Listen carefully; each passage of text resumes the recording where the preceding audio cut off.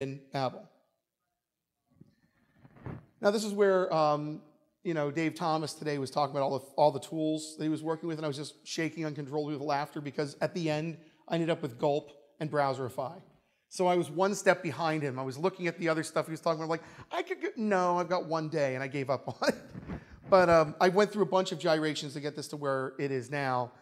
Let's just say that there are 10 different ways you could do these transpiling processes. Pick your favorite build tool. There's probably a plugin that will basically support what you want it to do by calling either Babel or this later thing we're going to talk about, Traceur. And there's all sorts of different ways to reload them, to concatenate them, to do minification, whatever you're looking for. But this is one way, and I'll explain the benefits of it as we look at it. All right. So Browserify, I was avoiding that for months because it was just yet another technology I didn't want to try to learn, and the documentation wasn't all that helpful for me.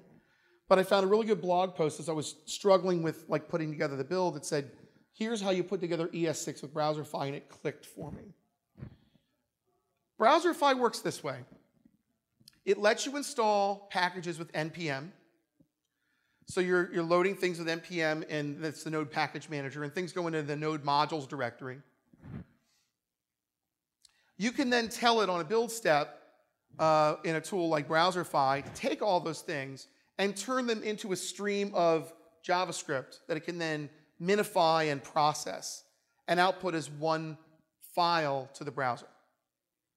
So Browserify these libraries down to a stream that turns into a file, which is really nice, actually, because as long as it's fast, and it is fast, then you can just have one simple source file to refer to when you load everything up.